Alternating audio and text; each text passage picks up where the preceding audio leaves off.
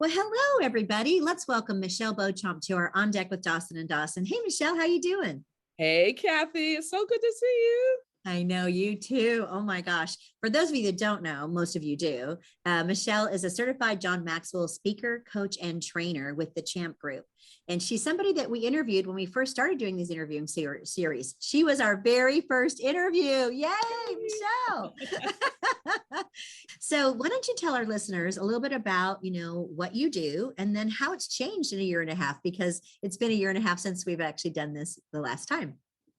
So much has changed. I mean, we all know so much has changed. In fact, we learned to embrace change now, right? I mean, yes, ma'am. we might as well just embrace the change, right? Yes. So much has changed. So much has changed. As you know, I added diversity, equity, and inclusion to my leadership training. Yes. And that has been awesome. And I also learned that I used to run a mastermind group, which was in person. Well, last year changed that. So what happened was I started off, we didn't know what to do in March. Like, wow, what do we do now? So what I started doing was offering some subjects about dealing with adversity and how to relinquish control. And from that, I recreated then the mastermind group, which I now call Champ Membership. So that's another big thing too that I've done. And I love that because your last name is Beauchamp. Right. And it's spelled Champ. So it's a beautiful play on words. And if you ever forget her name, you just put in Champ and Michelle, and you're probably going to find her. So that's so awesome. Very clever. Yeah. So, thank you, Kathy. Good. I'm glad you picked up on that, that. And so the mastermind group, the Champ membership, includes a mastermind group. So we meet only a couple times a month. And what happens in that group is that people who come to that group come to it because they are committed to lifelong learning, right? They know that they are okay, that they did this well and they could do it better. And so they value the power of peers because there's a lot of peer power, peer discussions that happen in that. So the group, I'm always committed to teach them a lesson on something, right? Oh, that's wonderful. We focus on personal leadership, accountability, goal setting. We focus on leading others, whether it's your client, your family member, like you said, could be anything, could be your team member. So we focus on the right way to lead others, how to ask questions, how to deal with conflict. So we focus on that. And then we give each other the benefit of our wisdom. The group consists of people who have really good experience and have had some successes and have learned along the way. So the value of peer power is important. Sure. Yeah. So what? We met this morning. So just to give you an example. Yes. Of what happens in that group. Why should they come? Because they are committed to learning, and everybody in that group wants to experience more success. And what do I mean by that? They want to achieve their goals, but they want to touch others. The product or the purpose that they have, they want it to impact others. So, you and I had that discussion about significance compared to success. Oh gosh. So the significance is about when they're getting what they want and they're helping other people get what they want. So they tell me what happens is they learn, they grow, they change, they evolve, they become better at what it is that they do. They are able to then serve better.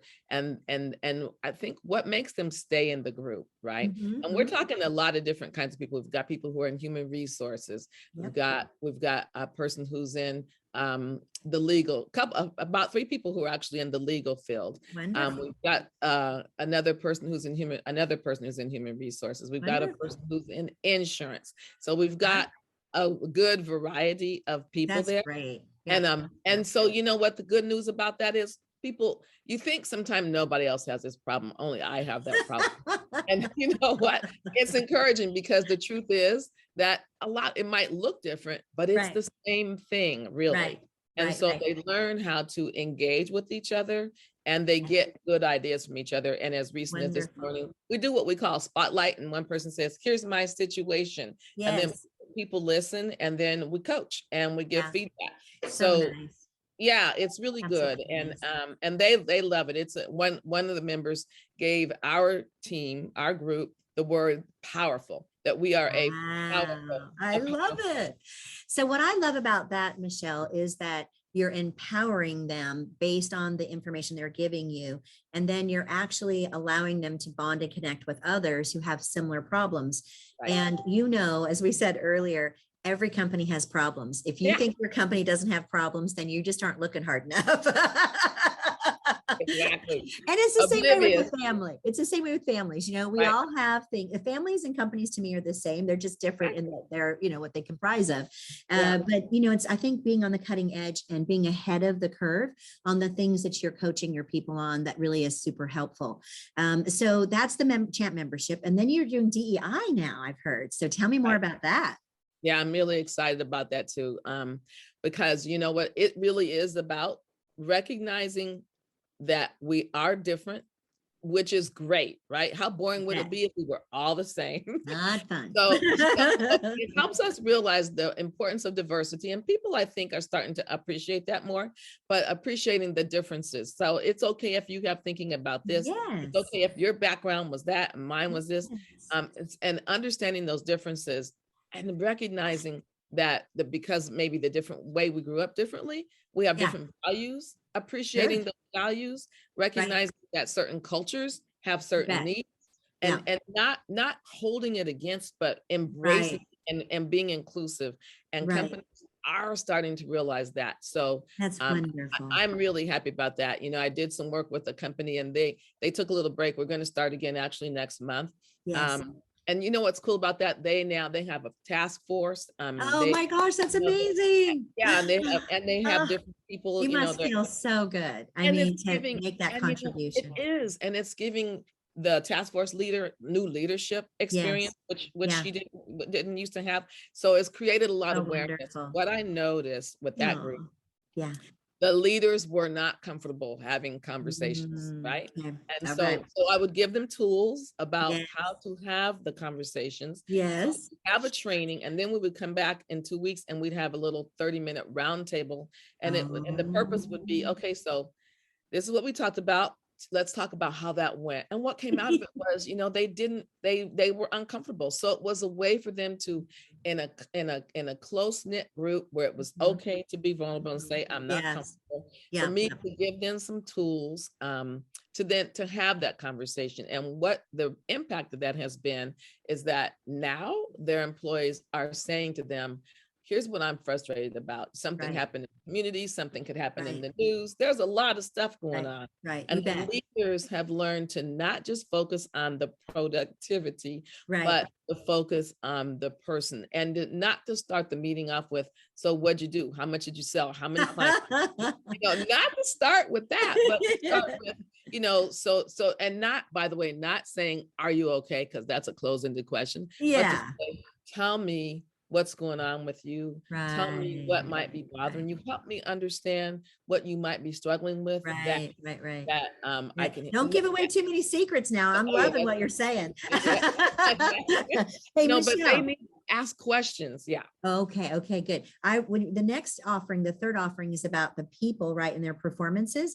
And I'm looking behind you, and I'm looking at all these amazing books. So I've read most of them, not all of them. And I'm just thinking, oh my gosh, all this intelligence in one brain.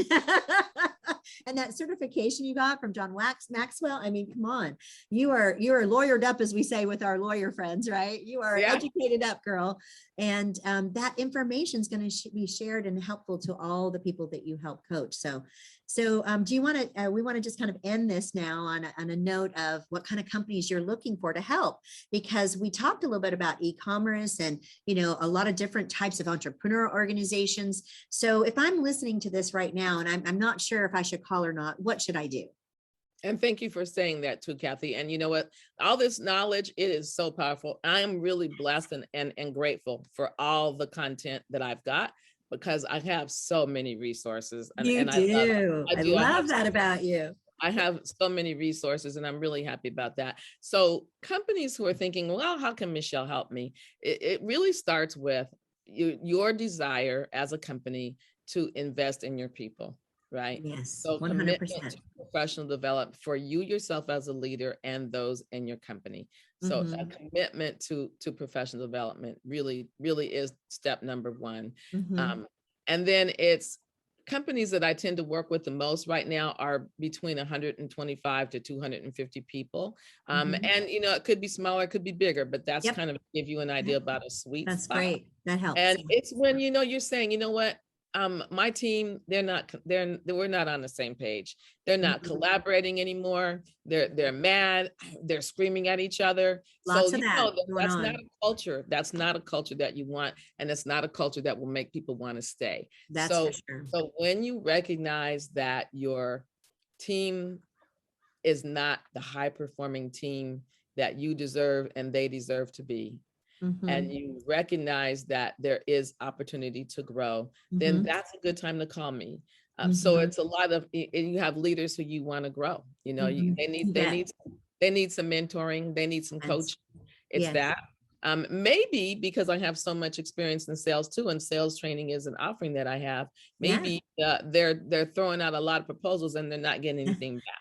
Or they're just not calling the people who they want, because one thing that happens is people just they don't want to ask enough questions, so they feel pushy. So it's the skill, it's the reskilling and upskilling for the sales team. So when you notice there's a gap from where you are to where you want to be, and it's big enough, it's big enough that you're committed to change it, then let's have a conversation. That's what I like to say. Maybe I can help. Maybe it's not what I can help you with. Maybe I can help you direct you to someplace else. Right. But let's have a conversation and figure out what the challenge is and how I might be able to help. That makes perfectly good sense. My mission, Kathy, is to help people, what I like to say, unleash your inner champ, because we all have it within us, and my goal is to help unleash it. Well, I'm telling you, there's a lot of leashes going unleashed these days, because you're doing a lot of great work out there. So thank you so much, Michelle, for coming on and explaining what you do and how you do it, and how committed you are to your philanthropic part of your life, as well as runs into your business life, because you're just a giver like that. So I could not recommend you more, Michelle, to our listeners, and really just call her is the bottom line, and she'll figure it out for you and determine where you belong. If you belong with her group, then that's great. And if you don't, that's okay too. Exactly. But either way, you'll feel better by moving forward, moving that ball down the line, as we say, right? Exactly. One step at a time, right? One step at a time. That's it. Thank you, Kathy. And again, what I do want to say to you too, thank you. You are always a person who I like to associate with, and many others. I know that people are watching. They're watching is because they love you, because it's hard not to love Dawson Dawson. Thank you. You're so kind. And I really appreciate that. I've been an admirer of yours as well. So everybody call her, because she's going to help you. All right, Michelle, thank you so much. Looking forward to the next year and a half and catching up again. Me too. Thank you. Okay, bye-bye.